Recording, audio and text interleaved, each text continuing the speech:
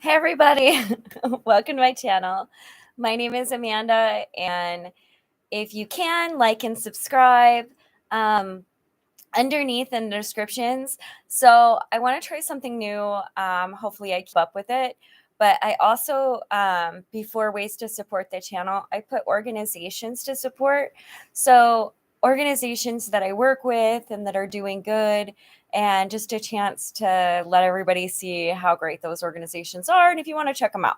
So there's some links in there as well. And then, of course, ways to support this channel. First and foremost, let's say hi to David. Hi, Matayek.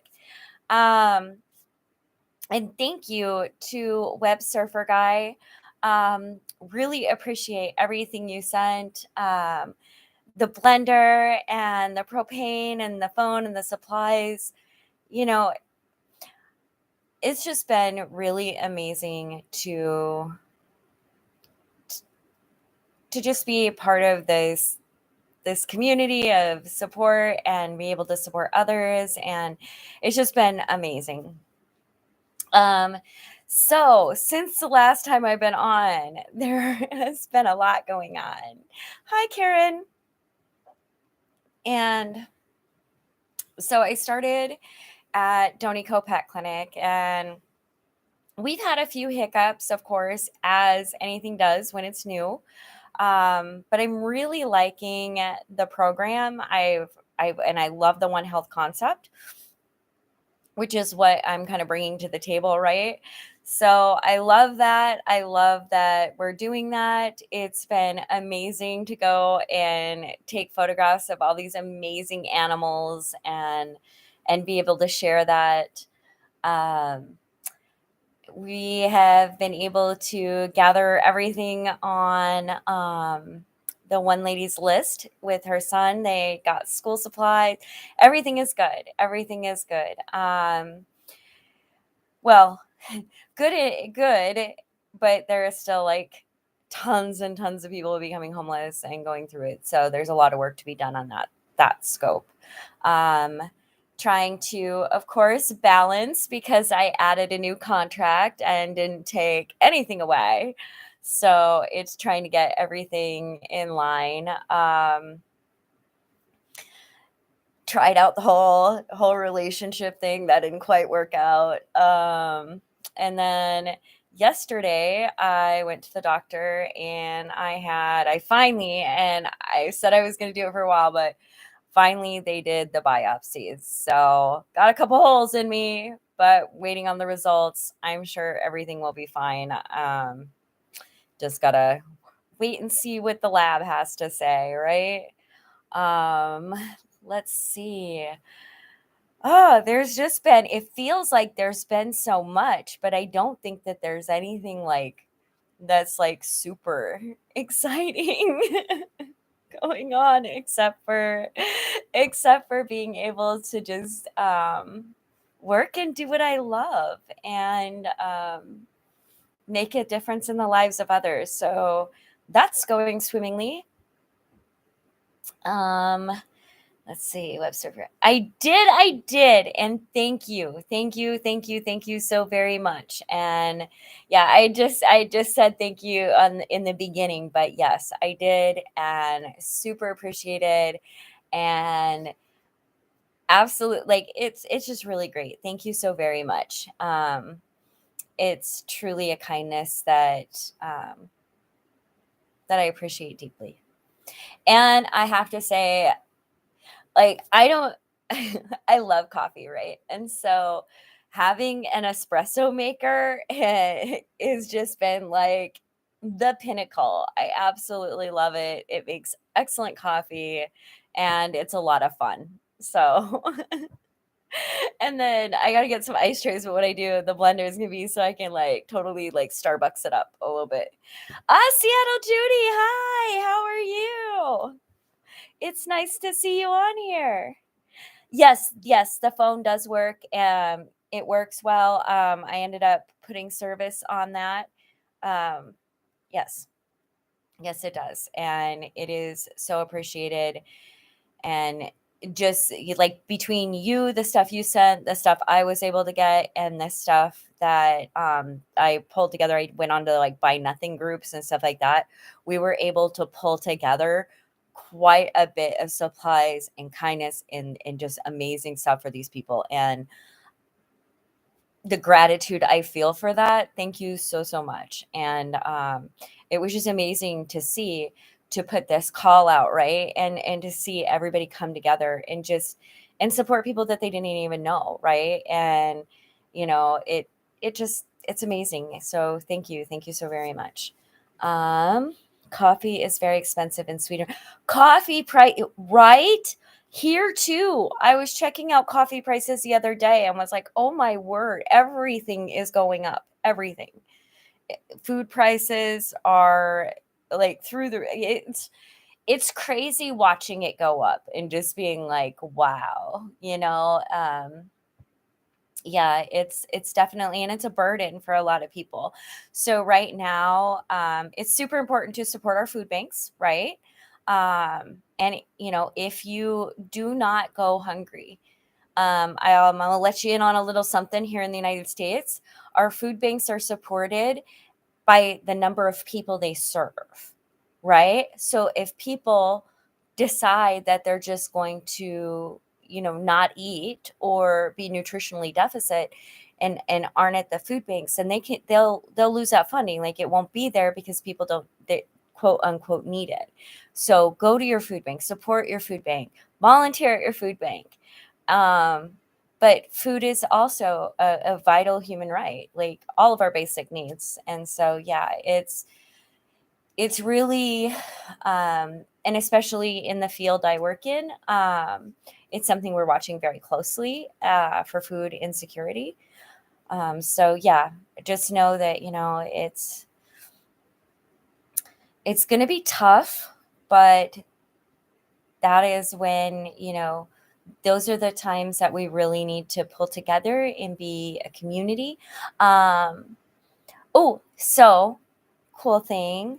Um, they are going to let me do a community garden up on the rooftop, which I'm super excited about. uh, that is Shelly, so I will call her back. With the economy in bad shape, hunger will be bad worldwide. Yes, yes, it will be. And right now, in the Horn of Africa, and I think it's the Horn, and there's another few countries where they need help desperately. And there is a famine there, and it is getting horrible. And so I know the WHO, or World Health Organization, has put out a call for that. But yes, hunger will be bad worldwide. And right now it is absolutely horrific in those countries. They were hit really, really hard by the grain interruption and other things, drought. Um, let's see, Omar. Oh, thank you. Seattle Judy, I missed you. So busy this summer, but it looks like you're doing. Yes, yes. And honestly, I haven't been on very much. And again, like it's I'll want to come on and tell you guys all about stuff, and I just am like, I don't know. I feel like, because I do. I live and breathe what I do. Like that's what I do. Is I am emailing and taking pictures and advocating and writing things and speaking it. Like, and if I'm not doing that, I'm cleaning house. And most of the time, I don't have my hair or makeup on either. So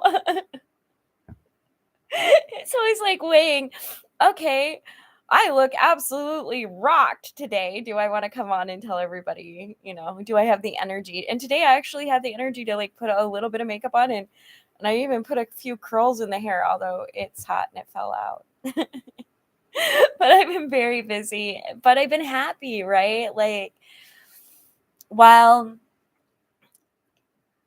it's really strange, right? Because my job is helping fix things for people who are in crisis. And but I see so much crisis that, like, I'm happy in my work, but I'm not happy that so many people are suffering, if that makes sense. Like, I think that it would be much better if there was way less suffering. And so I really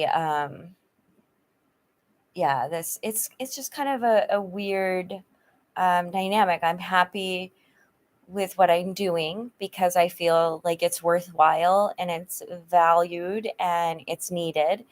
But on the other hand, I wish it wasn't needed, because if people were getting the things they need and doing well, then people wouldn't need people like me advocating, right? So, but in the meantime, I got this fight. I'm about it. Oh, thank you, Mataik. I appreciate that. Let's see what else cool is going. Oh, okay. So I had a grandma granddaughter day with Amelia, and we had so much fun. Oh my gosh. So I get her next weekend, and Amelia starts school. She's going to be starting kindergarten. Ah, my little heart.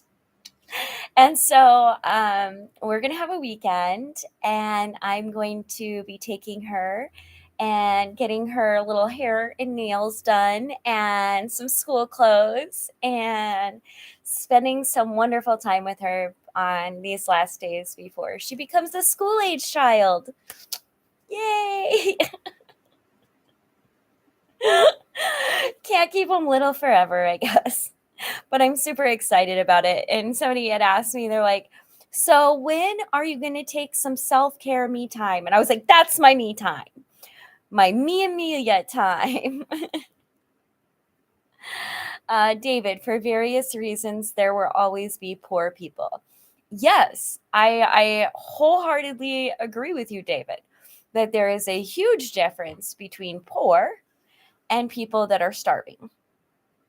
And so, what we want to interrupt is what is called abject poverty, which means that people are dying due to lack. And we don't have to have that in our world.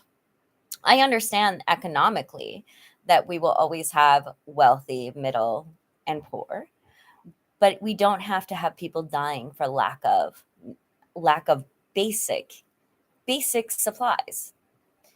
I get a list every month of the dead from the city, of those who were homeless and died on the streets every month.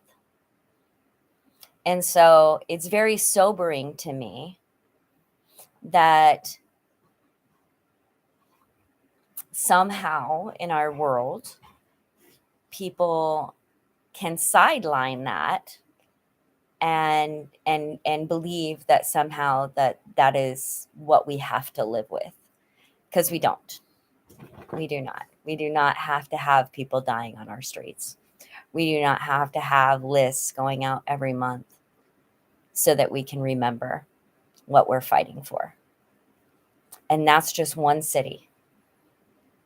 And last month, I think it was 30 or close to it.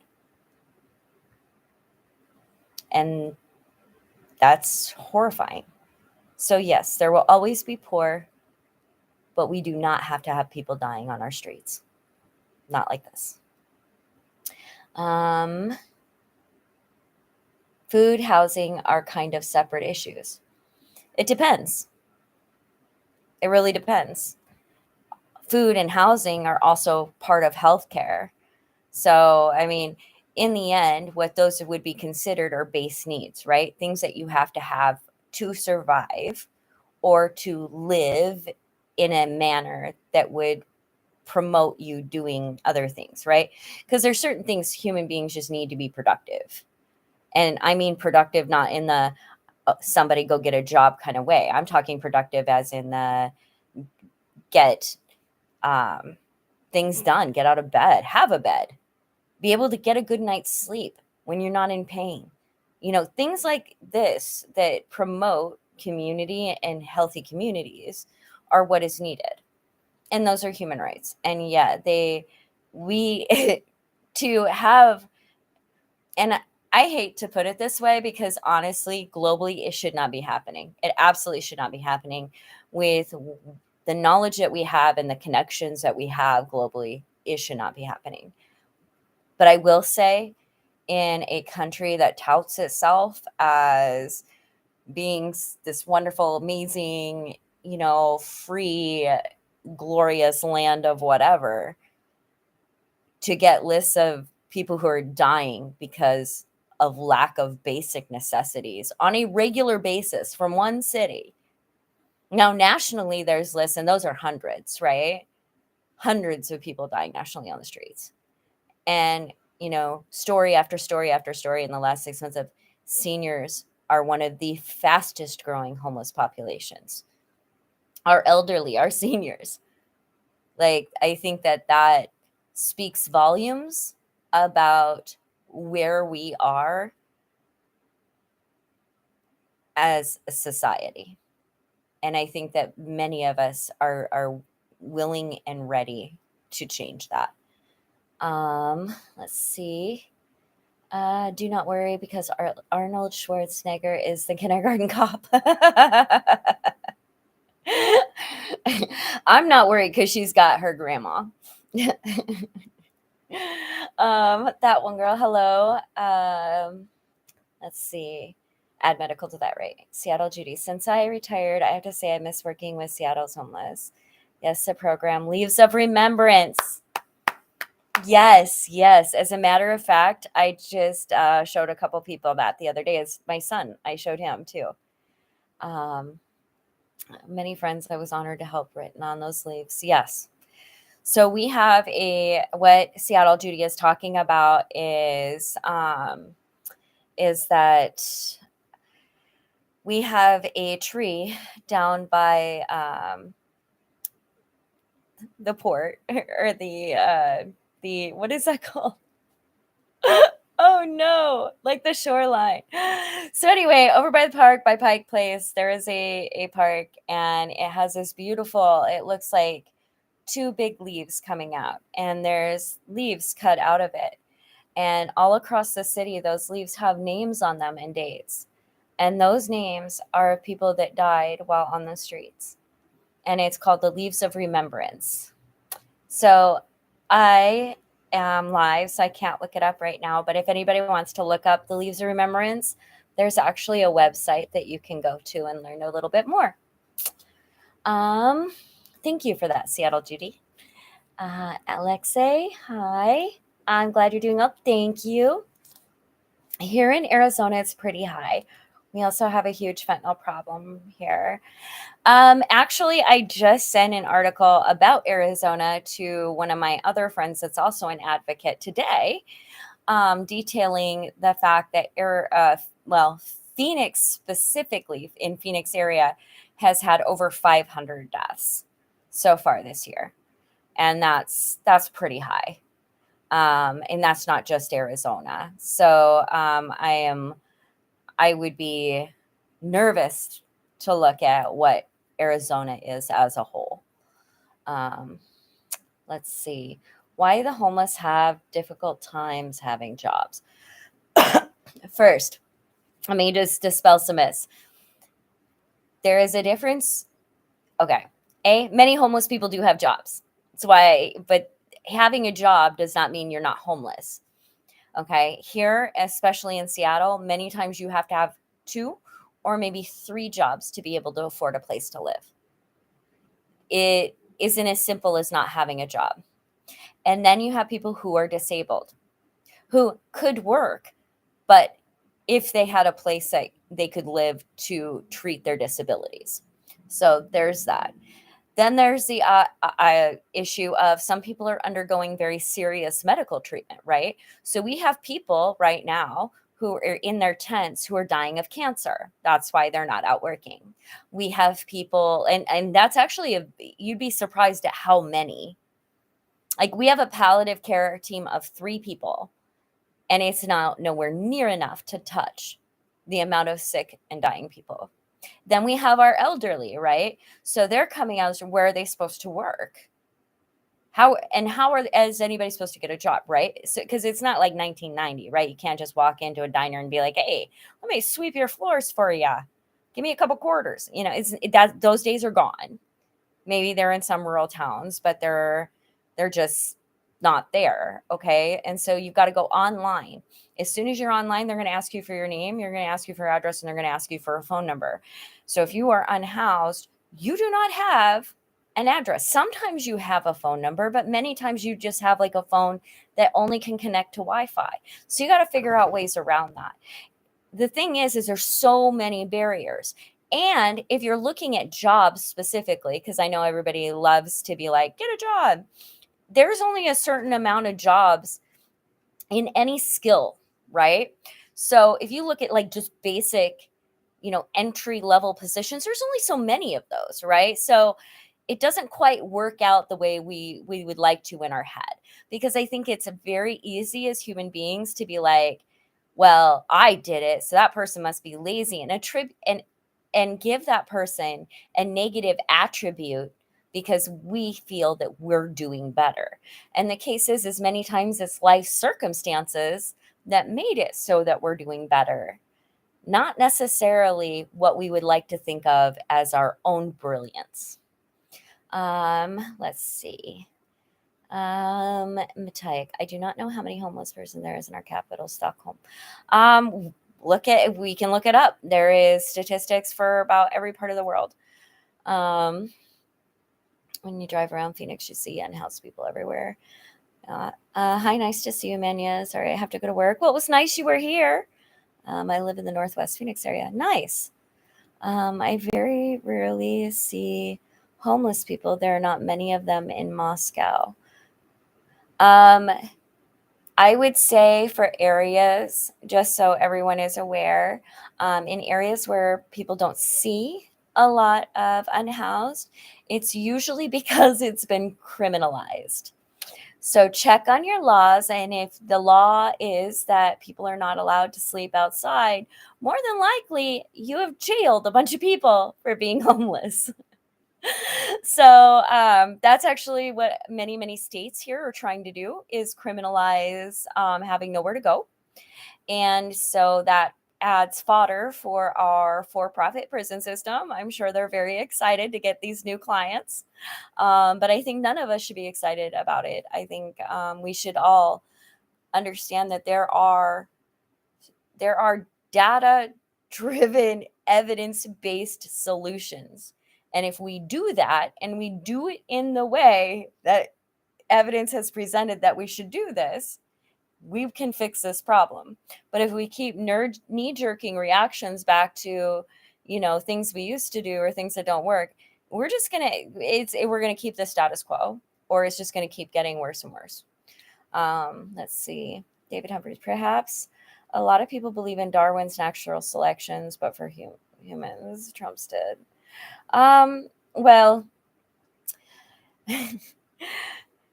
first, I would think that very many people don't understand Darwin and what he meant with natural selection. And there's been a lot of studies of that have proven some of the stuff wrong and misguided. But I know what you're saying, though. Let's see. Chris Balfour, I saw your story. I'm so glad you're living your life. I am living my life. I am definitely living my life. And I am living it like I'm happy. I'm happy. I'm living it well. I still get anxious, like today, right? So I started I had started at Donico, and then today it was like my first Saturday and the regular woman that I usually work with was not there, and another woman was, and she was kind of, I screwed stuff up for her, and then I thought one person had been there like 5 minutes. She's like, I've been here half an hour, and I'm like, ugh. So I screwed everything up, and the woman was not thrilled with me in the least, and so I got highly anxious, and then I just got mad, and so like. But I'm living my life well, and I'm doing the best I can. I still have some issues, but I'm doing good. In addition to these things you have mentioned, is income housing lists to attain housing lists are yours to get in. Yes, they are. Yes, they are. And that is what frustrates me so badly about people going out and then saying people didn't accept the help that we offered. Most times people are offering them inadequate shelter options, congregate shelter, things that we know are not good. They're not walking out with keys. It isn't like anybody's going into housing. They're asking them to give up everything they have. It makes no sense to me. And then when they say no, hey, like I did, right? Like I did. I said, I'm already on every housing. I was on every housing list. I was on every waiting list there was. There was nothing else that my case manager could do that I could do that was going to hurry along housing. That's it. You wait on the list till they're ready. The only thing I could have done was go into a shelter, which for me was not an option, as it is not an option for many, many people for many different reasons. Let's see. Let me tell you, 2,439 homeless persons in Stockholm in 2019. Okay. To put that into perspective, I'm not sure what Stockholm's population is. Is it comparable to Seattle's? Because I know that, well, I guess King County would be our latest count. So, King County Regional Homeless Authority estimated with the data that we have that in King County, we have 40,000 plus people who are unhoused. So that's a lot. Seattle, Judy took my friend before kids, more than 4 years to get it. Yep. The population of Stockholm is about 1 million. Okay, so we're about 3 here in Seattle and surrounding areas.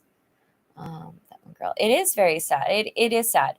But there's also, and that I was saying that at the conference I was at too, is, I remember being out there and being really hopeless and feeling like nobody had my back, that nobody was fighting for me, nobody cared. And the fact is that I've met people that have been fighting this battle since I've been out there. And it's beautiful to see that there is this current of people who are caring. There's this current of people who are becoming engaged and fighting for the rights of these people and moving this whole thing forward and getting good policy and legislation passed, and it's exhausting, but there's lots of people doing it. And so it's super exciting to be a part of. And I recommend to anybody, reach out, talk to people, yeah. Give somebody a sandwich. um, let's see. My friend with the 4 kids was also bumped up on the housing list. Yeah, and it still took her more than 4 years. Yeah, it's rough. It's really rough. I can ask you questions about your personal life. Yeah, please don't. I mean, I talk about this is my personal life. There is nothing that is not personal about anything I share. I don't understand your question. Housing, etc., is insurmountable as you suggest. Now you live comfortably. Do you feel need to give something back, like a good conscious issue for yourself? Okay.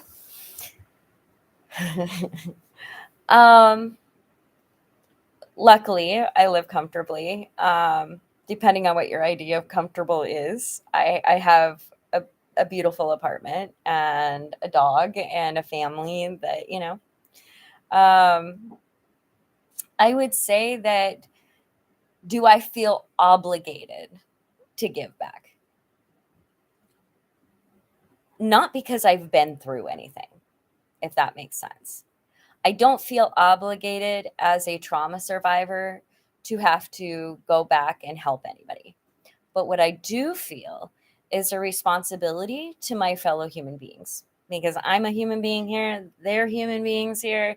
So I feel that as a human on this earth, that I am part of a larger community, and that my responsibility is to, when I see suffering, to try to fix it or address it if possible. That doesn't mean that I have to hurt myself to do so, but I've had that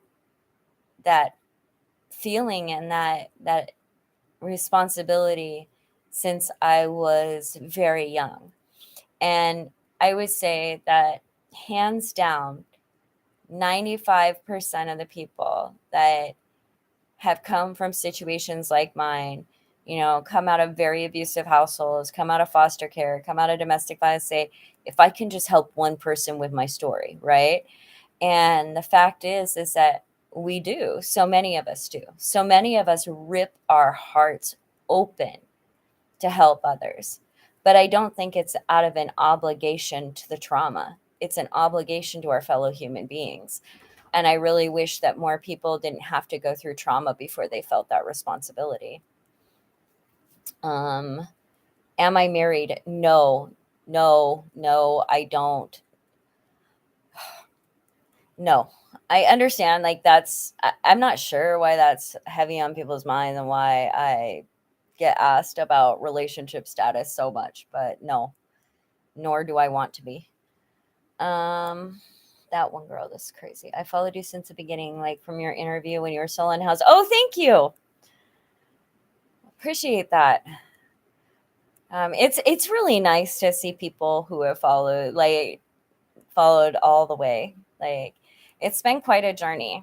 And there's just a lot, still that I'm working through. And, because even talking like in the homeless sphere, right? Like, when I think of, when the time that I experienced homelessness, I go back to this time.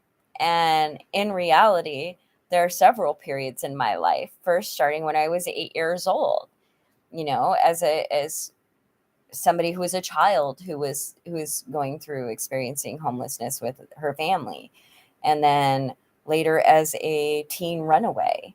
There's many times that I experienced homelessness. And so some of it is still like working through that, and recognizing that that as markers of things that can further happen, and then educating people about how that can happen, the context of why it happens, and really what we can do to make sure that these things don't happen to other people. Remember when you were furniture shopping? Yep. David, do you still use effective counseling? Yes. But I actually do not see a therapist anymore. I did for a long time, and now I still have my psychiatrist. But therapy is kind of as an as-needed thing. And I've been rather stable. So, not that I don't have one that I can call and and set up an appointment if needed. But lately things have been really good. My meds keep me pretty stable. So, I've been good. And I have an environment as well. Like, I think that this is really important too. I have an environment with my family and my friends to where there isn't really anything bottled up. Like, I can talk about things. I can say there's nothing that I can't work through. And honestly, having counseling for so long really helped me be able to have a toolkit for how to deal with things further. Let's see. The population of Sweden is about 10 million, and we have over 33,000 homeless persons. Okay. So Washington State has different counties, and just in our county, we have over 40,000 in-house people. Let's see. The state should take more part in the socioeconomic life of citizens. I agree in the right ways, right? Because what the state is really, we're repairing years of damage, where I could talk about this forever, where people were exploited for so long and really fell victim to, you know, almost, well, it's very similar to caste, right? So generational trauma, generational poverty, and we allowed whole fabrics in parts of our country to unravel. And then as that happened, we did nothing to repair it, right? Until it gets out of control. And now what we're trying to do to repair it is too little too late. And so people want to do the knee jerk thing where it's too hard and roll back to the old ways, which we know were damaging. So it's a big mess, but it's something that we're definitely working on. Right now, though, we are fighting criminalization. For some reason, people think that it's a law enforcement issue when it is not a law enforcement issue. And so it is getting to the point where cities are literally making it illegal to be without a home or to be on the street, to have nowhere to go. And so by making that illegal, they immediately have a place to go, which is jail. It's horrific. It's it is such an abuse of humanity. Um, let's see. Not sure how many homeless are in Maricopa County, but I'm sure it's a lot. Yeah. I think you'll be a great woman. Oh, thank you. Sandeep, hey, I hope you're doing great. I am. I am doing good. You can get a huge fine here if you're caught trying to feed. That's horrific. That's absolutely horrific. Um, yeah, see, those are the kind of things right there that, I've heard people say just awful things. And in that situation, and it just,